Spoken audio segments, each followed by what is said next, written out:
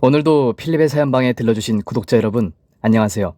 그럼 사연 시작해 볼게요. 저는 지극히 평범한 집안에서 나고 자랐습니다. 아빠는 중소기업에서 기계를 만지는 엔지니어로 일하셨고, 엄마는 전업주부셨어요. 엄마는 살림구단이라는 말이 어울리는 살림고수에 어지간한 음식을 다 할 줄 아셨고, 끝내주도록 맛있게 만드는 분이셨습니다. 저는 어릴 적부터 엄마의 영향을 받으며 자라서 살림과 음식을 꽤나 잘했어요. 덧붙여 말하자면 학교 공부보다 요리하는 걸 더 좋아해서 하교하고 집으로 돌아오면 가방을 던지고 주방으로 들어갈 정도였습니다. 그래서 대학도 호텔 조리학과에 진학했고 좋아하는 음식을 배우고 졸업을 했어요. 첫 직장은 학과의 이름대로 호텔에 취직해서 많은 음식을 조리하는 요리사로 취업했답니다. 호텔 일은 굉장히 힘들었어요. 대량으로 음식을 해야 했기 때문에 출근부터 퇴근까지 주방에서 나올 시간이 없을 정도였죠. 30대 초반까지 호텔과 집을 오가며 지냈고 휴일에는 집에서 잠만 자면서 지냈어요. 몸이 고되고 힘들다 보니 여행이나 취미생활을 많이 즐기지 못한 것 같아요. 그런 저의 모습을 본 부모님은 일도 좋지만 나이에 맞게 연애와 결혼도 해야 하는 게 아니냐며 잔소리를 하셨습니다.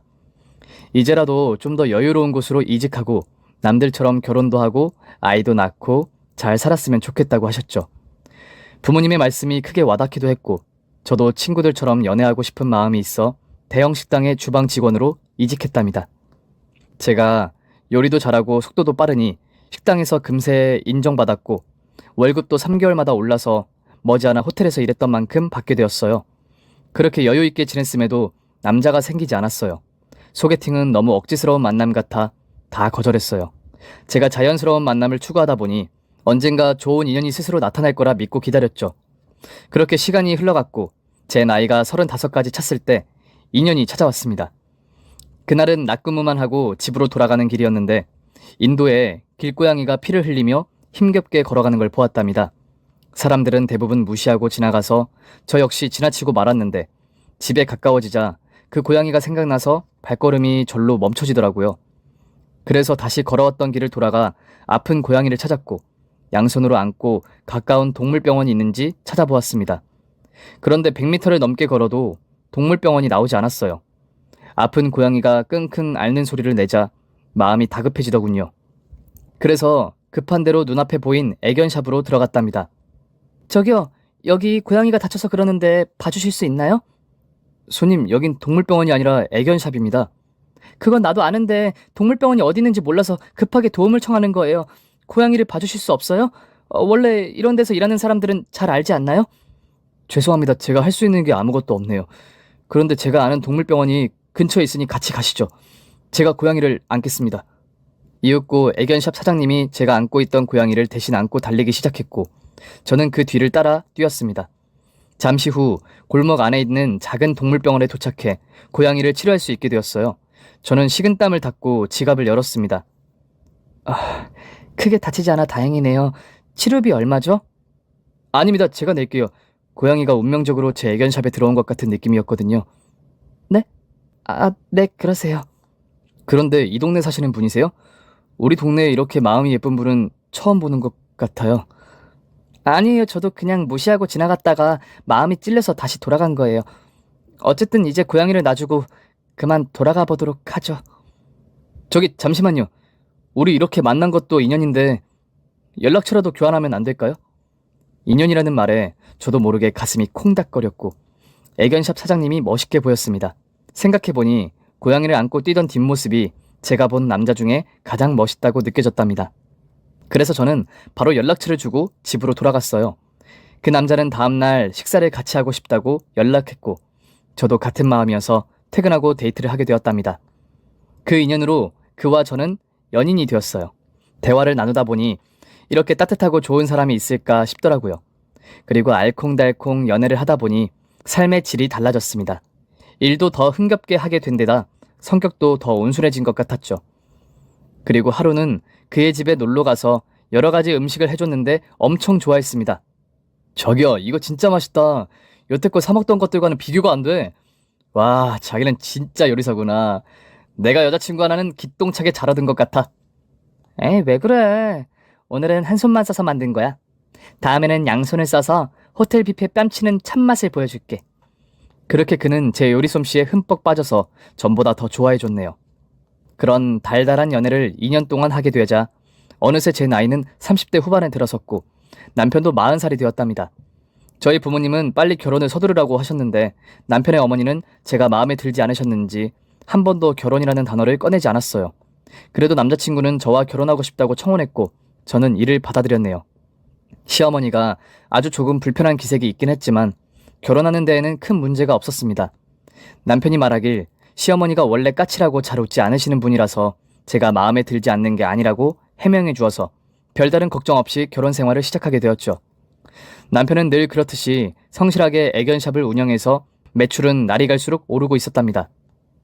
그래서 그이는 저에게 일을 쉬어보는 게 어떻겠냐고 제안했습니다. 며칠 고민을 앓긴 했지만 제 식당을 가지지 않는 이상 제자리일 것 같았고 남편과 많은 시간을 보내면 좋을 것 같아 다니던 식당을 그만두었어요. 그래서 집에서 살림과 내조를 하고 틈나면 애견샵에 들러 일을 도왔답니다. 그런데 남편에 대해 몰랐던 사실을 하나 알게 되었어요. 그의 애견샵에 들러서 정리를 도와주고 있는데 손님이 데리고 온 강아지를 보고 뒷걸음질을 치더라고요. 맹견이나 무섭게 생긴 강아지도 아니고 귀여운 치와와였는데 말이죠. 저는 그 손님과 강아지가 나가자마자 남편에게 물었어요. 저기야, 왜 강아지를 피한 거야? 한번 쓰다듬어 주지 않고. 나 사실 동물 싫어해. 털 달린 강아지, 고양이 같은 애들은 건들기도 싫다고. 그게 무슨 소리야? 자기 나랑 처음 만난 날 고양이를 안고 뛰었잖아. 그때는 자기한테 잘 보이려고 억지로 참았지. 이제 와서 하는 말인데 그때 너무 힘들었어. 뭐야? 그럼 강아지를 만지지도 못하는데 애견샵을 운영하는 거였어? 세상에. 맞아. 사실 강아지라면 질색이야. 내가 이 사업을 시작하게 된 건 수요가 많아서였어.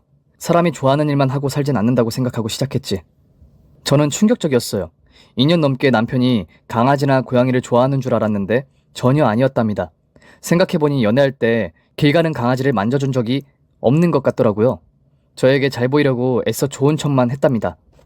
한편으로는 남편의 비밀이 귀엽고 예쁘게 느껴졌어요. 저를 얼마나 좋아하면 그랬을까 싶었죠. 그이는 그때 그 순정으로 계속 저를 사랑하고 보듬어주고 아껴주었습니다. 그런 문제없는 신혼생활이면 아주 좋겠지만 하나의 문제가 있었어요. 며느리라면 누구나 공감할 시어머니였죠. 시어머니는 저희 신혼집과 5분 거리에 살고 계셔서 매일같이 저희 집에 건너오셨습니다. 애미야, 네 서방은 마른 반찬 안 먹는다. 냉장고 안에 있는 이 멸치랑 진미채들 다 채워라. 아, 어머님, 그건 제가 좋아하는 반찬이에요. 지금 보시는 칸에 제가 좋아하는 반찬들이고 그 위에 칸이 오빠가 좋아하는 반찬들이에요. 뭐야? 지금 네 반찬과 내 아들 반찬을 나눠놓은 거야? 아니, 부부가 같이 살면 입맛에 맞춰가야지. 이렇게 따로따로 분리해놓는 게 어딨어? 당장 정리해. 오늘부터 집에서 놀고 먹는 네가 내 아들 입맛을 맞추도록 해라. 어머님, 사람마다 좋아하는 게 다른데 어떻게 그래요? 그냥 제가 알아서 할 테니까 그냥 두세요. 이게 어디 시엠이 말을 귓등으로 들어? 치우라고 하면 치울 것이지 따박따박 말대담이나 하고 있느냐? 그리고 내 아들이 벌어오는 돈으로 반찬값이 나가는 거잖아. 괜한 사치 부리지 말고 내 말 들어 먹어라. 저는 왜 혼이 나야 하는지 몰랐지만 시어머니의 명령에 일단 따르기로 했답니다. 게다가 제가 하는 요리에 딴지를 거셨어요. 조미료가 조금이라도 음식에 들어가면 당신은 아들을 그렇게 먹이지 않고 천연재료만 쓰셨다며 지적하셨고 그이의 옷도 세탁소에 일일이 드라이클리닝을 맡겼다며 저에게 그렇게 옷 관리를 하라고 시키셨어요. 살림에는 큰 자신감이 있었는데 시어머니의 요구대로 해야 했기 때문에 하나부터 열까지 다 바꿔야 했답니다. 아들 자부심이 워낙 심하셨으니 작은 꼬투리라도 잡히면 몇 시간을 가만히 서서 혼이 나며 교육을 받아야 했네요. 뭐 어쩌겠어요. 남편 덕에 집에서 살림만 하고 있으니 입을 다물고 말았죠. 그리고 1년 뒤 시어머니는 임신을 못하고 있는 저에게 아주 강렬하게 화를 내셨습니다. 40이 다 되어가는데 아직도 소식이 없으면 어쩌냐고 하셨어요. 에미, 너 혹시 몸에 이상이라도 있는 거 아니냐? 아니에요. 지난번에 오빠랑 같이 검사 받았을 때 아무런 문제가 없다고 했어요. 그런데 왜 애가 안 들어서는 거야? 아니면 혹시 너 내 아들 만나기 전에 물란하게 남자들을 만나고 다닌 거 아니냐? 네? 어머님, 무슨 말씀을 그렇게 하세요? 저 가정교육 잘 배우고 자랐어요. 그런 망나니 짓은 절대 하지 않았다고요. 아니면 말지 왜 이렇게 오버하는 거야, 응? 그럼 이제부터 내가 하라는 대로 해라. 시어머니의 막말에 이어 말도 안 되는 훈수를 두셨습니다.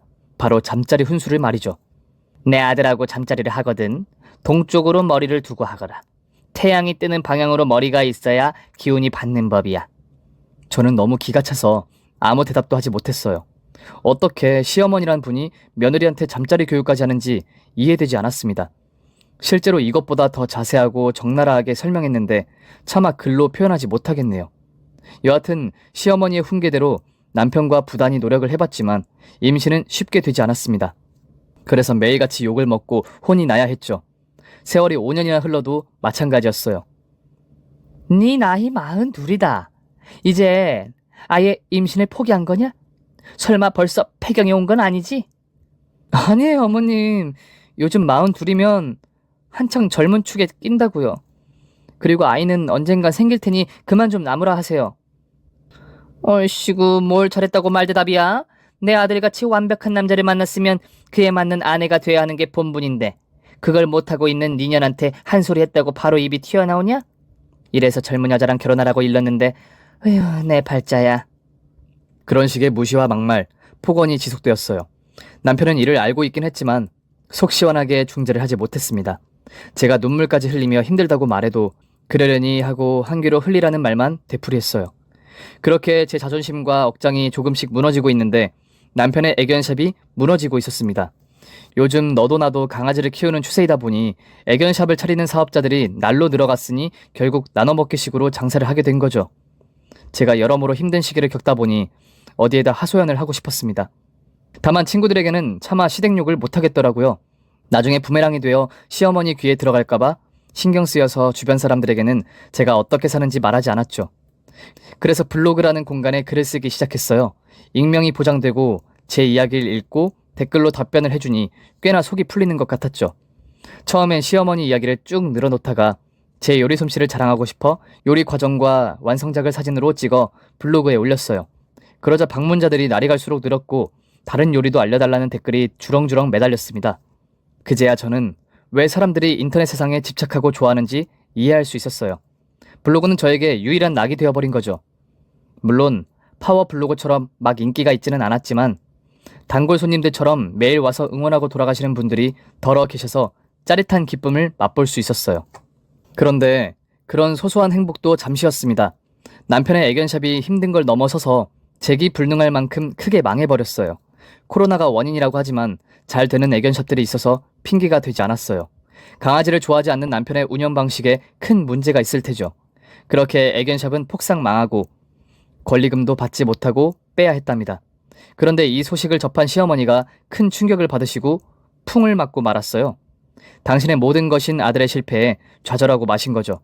병원에 입원한 시어머니는 왼쪽 얼굴과 팔다리가 마비되셔서 말씀을 제대로 하시지도 못하고 걷는 것도 힘드실 거라 했습니다. 제가 원망도 하고 미워도 한 분이지만 그렇게 쓰러진 모습을 보니 가슴이 저릿했습니다. 시어머니는 저와 남편에게 무슨 말을 하셨는데 알아들을 수 없을 만큼 발음이 부정확했어요. 남편과 시어머니가 그렇게 무너지니 제가 뭘 어떻게 해야 할지 모르겠더라고요. 걱정이 태산인 가운데 남편의 사업이 망하고 많은 부채가 남겨져 신혼집이 경매로 넘어갔습니다. 그래서 제가 가지고 있는 돈으로 방 2칸짜리 월세방을 들어가게 되었고 시어머니와 함께 지내기 시작했죠.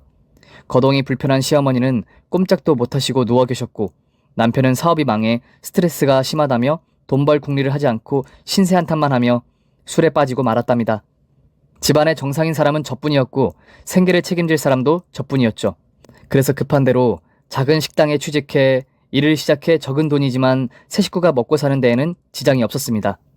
남편은 매일 술에 찌들어 있는 데다가 성격도 난폭하게 변했어요. 그동안 자기 덕에 편하게 먹고 살았으면 은혜를 갚아야 하는 게 아니냐며 큰 소리를 치며 돈을 요구했답니다. 당신 술 좀 그만 마셔. 도대체 언제까지 이러고 있을 건데? 뭐야? 이 옆에 내가 돈 벌어줄 때는 실실거리더니 돈 못 버니까 승질 부리네? 승질 부리는 게 아니라 앞으로 대책을 세워야 할 거 아니야. 내가 대책 없어 보? 나 능력 있는 사업가야. 한 번 망했다고 무시하지 말라고. 그러니까 사업을 다시 재개하려면 미천을 벌어야 할 거 아니야. 가만히 앉아서 술만 퍼마시면 하늘에서 돈이 뚝 떨어져? 이봐 당신! 그동안 내 덕에 편하게 먹고 놀았으니까 사업 자금 좀 대줘. 당신 친정에 돈 좀 달라고 해봐. 우리 친정에 그럴 돈이 어딨어. 허튼 생각 말고 남 밑에서 돈 벌 생각을 해. 이놈의 여편네가 남편이 말하면 네 알겠습니다 라고 고분고분하게 대답할 것이지 어딜 가르치려고 들어? 그이는 숨겨져 있던 시어머니의 모습이 고스란히 드러났어요. 계속 타이르고 설득하며 말해봤지만 남 밑에서 일하는 건 도저히 못하겠다며 저더러 돈을 구해달라고 화만 냈답니다. 그이는 점점 알코올 중독에 빠져갔고 시어머니는 갈수록 상태가 안 좋아졌죠. 저에겐 두 가지 선택지가 있었는데 이혼을 하느냐와 돈을 마련해 남편을 재기시킬 것이었느냐였습니다. 그런데 제가 아직도 남편을 많이 사랑하고 있다는 걸 느껴서 포기하고 싶지 않아 후자를 선택했어요. 친정 부모님께 말씀드려 돈을 빌릴까 했지만 친정도 사정이 그리 좋지 않아서 말을 삼켜버리고 제가 대출받기로 결정했답니다. 은행에서는 담보가 없어 식당에서 일하는 걸 증명해 소액의 금액을 받게 되었고 이 금융권과 카드론과 합하여 5천만 원을 채웠어요. 저는 통장과 도장을 그이에게 건네며 자기야, 내가 마련한 돈이야. 전부 대출로 마련한 돈이니까 당신이 벌어서 갚도록 해. 라고 말해주었습니다. 겨우 5천? 이걸로 누구 코에 붙이냐? 넌 사업이 그렇게 만만해? 받기 싫으면 관둬. 아 진짜 누가 싫다 그랬어? 좋아. 일단 이 돈으로 작게 시작해서 대박 터뜨려 보도록 하지. 남편은 그제야 술을 끊고 사업을 시작하겠다고 집을 나섰습니다. 작은 사무실을 구해 강아지 사료와 미용 제품을 온라인으로 판매하는 것으로 사업을 시작했는데 다행스럽게도 수익이 조금씩 발생하여 남편 걱정을 덜 수 있었네요. 하지만 매달 갚아야 하는 대출 이자와 원금 일부를 갚을 수준이 되지 않아서 당분간은 제가 부담해야 했답니다. 식당에서 버는 180만 원의 월급으로는 생활비와 시어머니 병원비와 약값으로 거의 다 지출돼서 더 큰 식당의 주방장으로 이직하거나 호텔로 다시 취직해야 했답니다. 그런데 저는 공백기도 5년 넘게 있는 데다가 희망 연봉도 높게 잡아서 받아주는 데가 한 군데도 없더라고요. 만약 일을 쉬지 않았더라면 쉽게 연봉 협상도 했을 텐데 참 안타까운 일이었죠. 그래서 전 급한 대로 투잡을 뛰기로 했답니다. 식당이 오후부터 일을 시작하니 오전에 할 수 있는 일을 찾아보았죠. 시급이 제일 괜찮은 걸 찾아보다가 가사도우미가 눈에 들어왔어요. 초보 시급이 2만 원이었으니 꽤 많이 주는 거였죠. 게다가 살림 하나는 자신이 있었으니 주저하지 않고 회사에 연락해 면접을 보게 되었답니다. 이튿날 바로 가사도우미 일을 시작하게 되었는데 사장님이 제 편의를 봐주시려고 저희 집과 가까운 고객들을 연결시켜 주었습니다. 하루에 2가구에서 3가구 일을 할 수 있었고 오전에 4시간과 식당 일이 끝난 뒤 추가로 2시간을 더해 하루 12만 원씩 벌게 되었답니다. 그렇게 일하다 보니 고객들이 저의 살림 솜씨를 알아보시고 저를 지명해주는 분들이 많이 계셨어요. 저는 식당에서 일하는 시간에는 가사도우미 일을 못한다고 사장님께 알렸더니 저와 연봉 협상을 하자고 하더군요. 식당에서 일하는 것보다 2배 이상을 벌게 해주겠다면서 말이죠. 그래서 전 식당을 그만두고 전업으로 가사도우미 일을 하게 되었어요. 월급이 꽤 많아서 대출금을 갚고도 생활비가 넉넉했답니다. 다만 하루 종일 남의 집 살림을 거둬야 하니 몸이 매우 힘들고 지쳤어요. 퇴근하고 집에 가면 바로 골아떨어지곤 했네요. 반년이 넘도록 이 한 몸 갈아가며 남편의 빚을 갚아갔습니다. 그이는 연신 조금만 더 기다려달라고 말하며 사업이 자리를 잡으면 목돈으로 나눠서 갚겠다고 했어요. 남편 얼굴을 보면 한숨이 나오고 화가 나기도 했는데 또 한편으로는 불쌍하고 가엾더라고요. 저 정말 바보 같죠? 이런 상황에서도 남편을 사랑하고 있으니 이 고생을 하고 있던 겁니다. 그렇게 몇 달의 시간이 흐르자 남편의 사업은 궤도를 뚫고 솟아났습니다. 새로 출시한 강아지 사료가 대박이 나면서 온라인 판매가 급증하게 된 거죠. 이에 시어머니도 풍이 씻은 듯이 나았답니다. 기적에 가까울 만큼 멀쩡한 상태가 되었답니다. 그래서 여유가 생긴 남편에게 이제라도 빚을 갚으라고 말했습니다. 자기야, 나 가사도우미로 하루 14시간씩 일하는 거 너무 힘들어. 이제라도 당신이 남은 대출금하고 이자를 갚아주면 안 될까? 아, 그거 일단은 당신이 갚고 있어. 내가 몇 달 뒤에 한꺼번에 5천만 원을 줄 테니까, 아니지, 이자까지 다 줄 테니까 조금만 기다려. 지금 사업이 잘 되고 있긴 하지만 여유 자금이 빠지면 휘청거릴 수도 있다고. 사업을 잘 몰랐던 저는 남편의 말을 믿고 몇 달 더 고생하기로 했습니다. 그만큼 제 허리와 다리, 어깨는 망가질 대로 망가졌죠. 매일 파스를 붙이지 않으면 잠을 자지 못할 정도로 힘이 들었답니다. 그러던 어느 날이었어요. 그날도 몸과 마음이 몹시 지쳐서 집으로 돌아갔는데 남편이 안방에서 시어머니와 대화를 나누고 있었답니다. 목소리가 크게 들려서 방문을 열지 않아도 모두 들을 수 있었죠. 예, 너 사업도 대박나고 돈 많은 여자도 생겼으니 이제 그만 네 파출부 마누라는 버려야 하는 거 아니니? 그 여자랑 동업까지 하고 있으니 빨리 결혼하면 좋겠구만. 엄마, 너무 성급해. 지금 이혼하면 위자료를 많이 줘야 한다고. 게다가 사업자금 하라고 5천만 원을 빌려줬으니 그것도 다 갚아야 한다고. 몇 달 더 버티다가 사업이 망했다고 뻥치고 이혼하는 게 나을 것 같아. 아니, 네 마누라 그동안 네 덕에 편하게 잘 살았잖아. 그런데 위자료를 왜 주니? 그리고 남편 사업자금 대준 게 무슨 대수라고? 그 정도 은혜는 베풀고 떠나야 하는 거 아니니? 엄마가 몰라서 그래. 집사람이 얼마나 계산적인 사람인데 내가 이혼하자고 하면 당장 돈부터 내놓으라고 할 거라니까. 에휴, 이래서 집안에 여자가 잘 들어와야 한다는 말이 있는 거다. 진작에 지금 만나는 부잣집 딸과 인연이 되었으면 좀 좋아? 엄마, 집사람 올 때 됐다. 괜히 말실수해서 들통나지 않도록 해. 알았다. 대신 하루빨리 이혼해서 저 거지 같은 거 쫓아내라. 두 사람의 대화를 모두 듣고 다시 발길을 돌려 밖으로 나갔어요. 이대로 두 모자를 마주하면 감정이 폭발할 것 같기 때문이었죠. 저는 바람을 쐬며 깊은 생각에 잠겼고 어떻게 해야 할지 계획을 세웠답니다. 물론 남편놈과 더는 같이 살고 싶지 않아 제대로 한 방 먹이고 헤어질 마음이었네요. 며칠 동안 아무것도 모른 척하고 집에서 지냈고 하던 가사 도우미도 계속했습니다. 머릿속이 엉켜서 뭐부터 해야 할지 답이 나오지 않더라고요.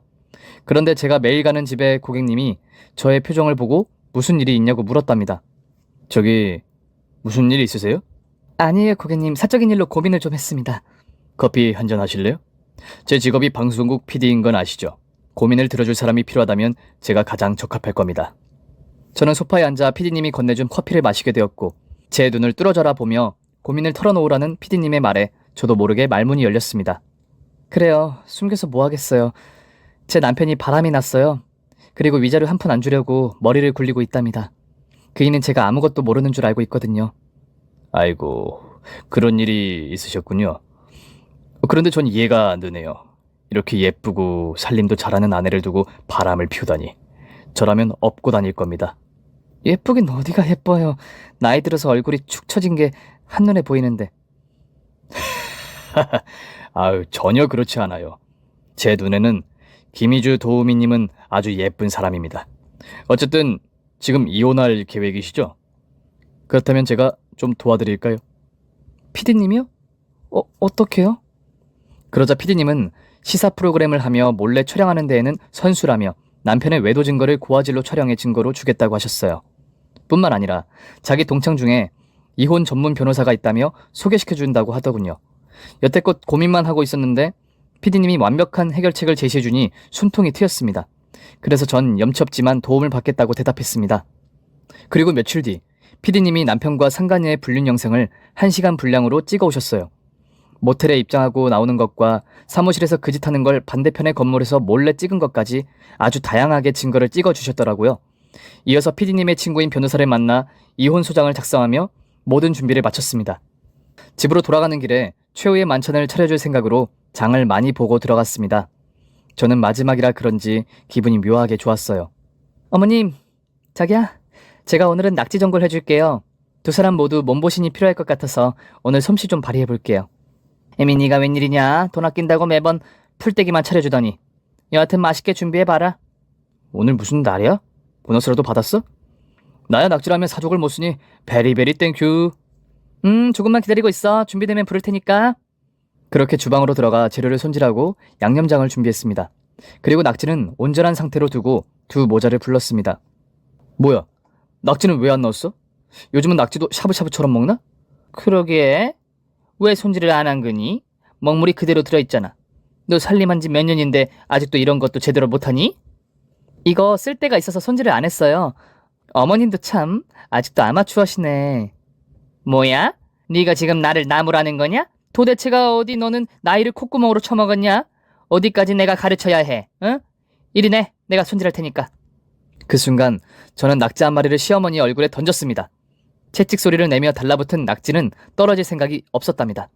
이어서 남편 면상에 한 마리를 던졌어요. 두 사람은 낙지를 떼어내려고 부단히 애를 쓰며 욕을 뱉었습니다. 너 이게 뭐 하는 짓이야? 응? 감히 시어머니 서방 얼굴에 낙지를 던져? 당신 오늘 왜 이래? 장난이 너무 심한 거 아니야? 저는 대답하지 않고 제 손에 쥐어진 낙지의 머리를 잡고 먹물을 물총처럼 쏴버렸어요. 이윽고 두 모자의 얼굴은 새까맣게 물들었고 비명을 질러댔습니다. 이것들아, 맛이 어떠냐? 이게 바로 내가 준비한 만찬이야. 당신이 바람난 건 이미 잘 알고 있어. 그리고 시애민형과 짜고 무일푼으로 나를 내쫓을 계획을 해? 너희들이 나를 얼마나 우습게 봤길래 위자료 한 푼 안 주고 내쫓겠다는 거야?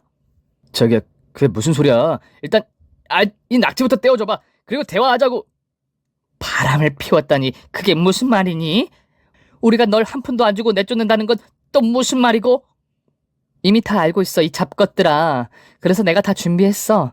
곧 이혼 소장이 날라올 거니까 잘 받고 법정에서 보자고. 그렇게 말하고 양념장을 두 년놈에게 쫙 부려버렸습니다. 이제야 낙지전골이 완성되었네. 면상에 있는 거 잘 떼어서 처먹어라. 조롱의 말을 남기고 돌아서자 두 모자가 뭐라 짓거리는데 맛있게 씹어버리고 그 집에서 나와버렸습니다. 그리고 저는 PD님이 마련해준 오피스텔에서 한 달간 지내기로 했어요. 저에게 많은 걸 베풀어 주셔서 너무 죄송하긴 했는데 당장 오갈 데가 없으니 선의를 받게 되었죠.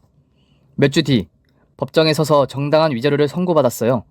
제가 해준 5천만 원은 기본이었고 불륜으로 인한 정신적 피해 보상금까지 두둑이 받을 수 있게 되었죠. 덕분에 남편은 그동안 사업해서 번 돈을 모조리 저에게 넘겨야만 했답니다. 그렇게 쾌재를 부르며 이혼에 성공한 저는 가사 도우미를 그만두고 새 출발을 하기로 했어요. 그런데 저를 도와준 PD님이 저의 새 출발을 도와주겠다며 뭔가를 제안했습니다. 이주씨, 예전에 블로그 하셨었죠? 어머, 그걸 어떻게 하셨어요? 지난번에 제 컴퓨터 기록을 보니 희주씨가 방문한 사이트를 들어가 봤거든요. 거기서 요리하는 손을 보자마자 희주씨라는 걸 단박에 알았죠. 부끄럽네요. 그냥 취미로 가끔씩 올리고 있는 거예요. 그 취미를 이제 특기와 직업으로 바꿔보시지 않을래요? 제가 도와드릴게요. 피디님이 제안한 건 요리 유튜브를 해보자는 것이었습니다. 촬영과 편집은 다 알아서 해줄 테니까 저에게 주인공이 되어보라고 하더군요. 저야 요리하는 걸 무척이나 좋아하니 거절할 이유가 없어서 무조건 열심히 해보겠다고 다짐의 말을 했습니다. 역시나 능력 있는 피디님이라 그런지 서너 개의 영상을 찍고 유튜브에 올리자 구독자가 수만 명이나 생겼고 조회수도 10만이 넘어갔답니다. 저는 이 모든 게 재밌고 신기하기만 했는데 돈까지 많이 벌어서 더할 나위 없었어요. 시간이 흐르면 흐를수록 제 유튜브 채널의 인기는 우상승했답니다. 그런데 거기서 그치지 않고 협찬까지 물밀듯이 들어왔어요. 협찬 비용은 얼마나 많이 주던지 제가 가사 도우미로 1년 동안 해서 벌 것을 2달 만에 채웠답니다. 제 유튜브는 그야말로 초대박이 나서 돈방석에 앉게 된 거죠. 그리고 얼마 뒤 이혼한 전 남편이 저를 찾아왔어요. 역시나 어처구니 없는 소리를 짓거렸습니다.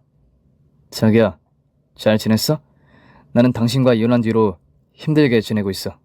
돈도 돈이지만 사업도 망하게 생겼거든. 사업 잘 된다고 어깨에 뽕 들어간 게 엊그제인데 갑자기 왜 망하게 생겼냐? 그게 말이야, 사실 당신한테 위자료 주고 돈이 쪼들려서 중국산 사료랑 섞어서 팔았거든. 그래서 소비자들이 항의하고 난리 난 상태야. 나는 그렇게까지 하지 않으려고 했는데 지금 사는 마누라가 시켜서 그랬거든. 네 새 마누라가 시킨다고 그따위 짓을 하냐? 넌 아직 사람이 되려면 멀었어. 그래서 그 말 하려고 날 찾아온 거야? 그런 하소연 하러 왔을 리가 없는데. 역시 당신 눈치는 겁나 빠르다니까. 사료 문제로 마누라랑 심하게 싸우고 쫓겨났어. 동업이긴 한데 당신한테 줄 위자료를 그 여자한테 빌려서 빈몸으로 나오게 된 거야. 그래서 말인데 당신이 나한테 돈 좀 빌려주면 안 될까? 당신 유튜브로 떡상한 거 다 알고 있어. 제법 재주가 좋던데. 정말 기가 막히다 못해 코가 막히고 환장하겠더라고요. 이런 인간이 어디가 좋아서 그 뒷바라지를 해줬는지 제 자신이 너무 한심하고 미웠답니다. 말 같은 소리를 해. 네가 나한테 한 짓 있는데 곱게 돈을 빌려줄 거라 생각했니? 그러자 전 남편이 대뜸 무릎을 꿇고 손을 싹싹 빌며 자기야, 우리 다시 시작하자. 나 그동안 반성 많이 했어. 당신한테 몹쓸 짓 한 거 다 갚으면서 살도록 할게. 그러니까 한 번만 나를 용서해줘. 저는 대답 대신 따귀를 내려쳤고 그의 얼굴에 가래침을 확 뱉어버렸습니다. 한 입 더 줄까? 아니면 그냥 꺼질래? 전 남편은 사람들이 몰려들자 벌떡 일어나 저를 노려보며 소곤대듯이 욕을 하고 사라졌어요. 집으로 돌아가며 생각을 해봤는데 전 남편이 상간녀와 강아지 사료에 장난쳐서 파는 걸 빌미로 큰 벌을 내리고 싶었습니다. 그래서 전 PD님을 찾아가 이 사실을 알렸어요. 그러자 PD님은 제보해줘서 고맙다며 당장 자리에서 일어나 취재를 나가셨답니다. 그리고 3주 뒤 남편과 상간녀의 행실이 전파를 타게 되었고 경찰이 조사를 착수해 두 년놈을 체포했어요. 사기죄와 식품법 위반죄 등으로 사업장이 문 닫은 건 물론이고 징역을 피할 수 없었답니다. 전 남편은 상간녀가 시켜서 한 일이고 이미 손을 뗐다고 발악했지만 판사님은 선처하지 않고 둘에게 똑같이 2년의 감옥살이를 선물로 주셨어요. 그렇게 복수가 끝났나 싶었는데 얼마 뒤에는 시어머니가 장을 보고 있는 저에게 아는 체를 하시는 겁니다. 그런데 시어머니는 풍을 또 맞으셨는지 이번에는 오른쪽 얼굴과 팔다리가 마비되어서 힘들게 말하고 걸었답니다. 사가, 그동안 잘 지냈느냐? 난 네가 떠난 이후로 너무 외로웠다. 한 식구였던 사람이 사라지니 그렇게 허전할 수 없더라. 어머님 풍이 또 온 거예요? 아들놈이 감옥 가는 걸 보니 크게 충격을 받고 또다시 이 꼴이 됐구나. 그럼 그게 제 탓이라고 따지려고 저한테 말을 거신 거예요? 아니다. 그놈은 좀 벌을 받아야 해. 너를 버리고 이상한 년이랑 살다가 지 인생을 망친 거야. 네 탓은 하나도 없다. 그런데 말이야. 너 요즘 유튜브에서 잘 나가더라. 역시 솜씨가 남다르긴 해. 그래서 말인데 나한테 돈 좀 빌려주면 안 될까? 보다시피 푹 맞은 노인네가 일을 할 수가 없으니 병원비에 약값에 생활비까지 들어가는 돈이 한두 푼이 아니구나. 한 5천만 원만 빌려주면 안 되겠니? 터무니없는 말이었지만 시어머니가 불쌍해서 잠시 고민했어요. 저는 마저 장을 보고 어디 가서 밥이라도 먹으면서 이야기하자고 했죠. 그런데 시어머니가 오른쪽 다리를 질질 끌다가 왼쪽 다리로 바꿔서 바닥에 끌며 걷는 겁니다. 그 순간 눈치챘죠. 시어머니가 저에게 돈을 받아가려고 쇼를 하고 있는 걸 말이죠. 저는 피식하고 웃음이 나왔고 마지막으로 재밌는 복수를 해주기로 결심했어요. 어머님, 이제 장 다 봤으니까 밥 먹으러 가요. 저 따라오세요. 그래, 고맙구나. 내 다리가 불편하니 천천히 가자. 한 5분 정도 걷자 제가 원하는 식당 앞에 도착했습니다. 새아가, 여긴... 네, 맞아요. 오늘 어머님과 최후의 만찬을 하고 싶어서 낙지 전골집을 골랐어요. 어서 들어가요, 어머님. 여기 낙지가 아주 실하고 쫀득해서 얼굴에 한 번 붙으면 떨어지질 않는데요. 게다가 양념장에 청양고추가 들어가서 매콤하니까 제대로 맛볼 수 있을 거예요.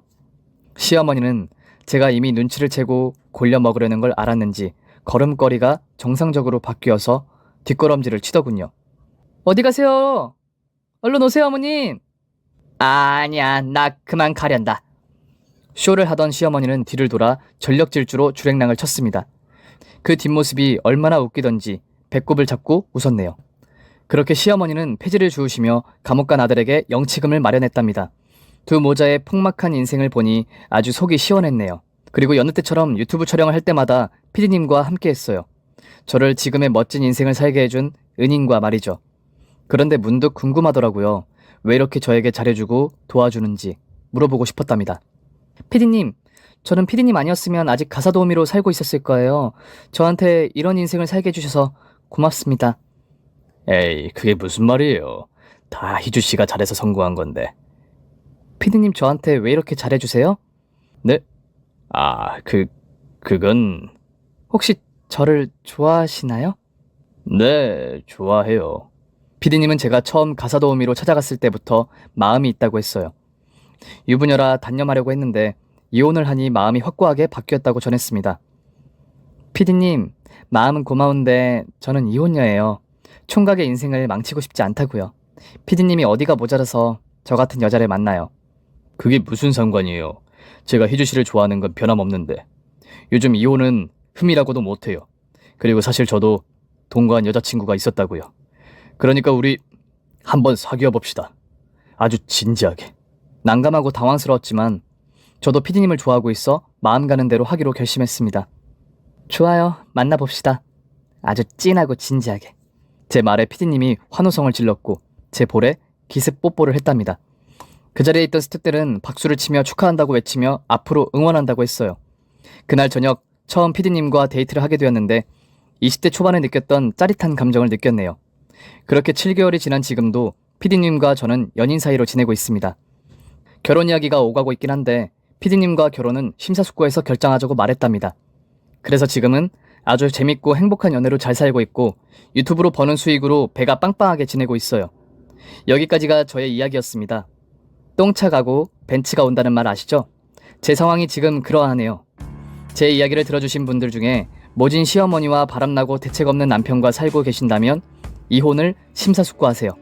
저처럼 뼈갈아가며 희생해봤자 돌아오는 건 뒤통수뿐이랍니다. 그럼 저는 이만 물러갈게요. 안녕히 계세요. 사연 잘 들으셨죠? 구독과 좋아요를 눌러주시면 감사하겠습니다. 저 필립은 다음에 더 재밌는 사연을 가지고 돌아오겠습니다. 그럼 안녕히 계세요.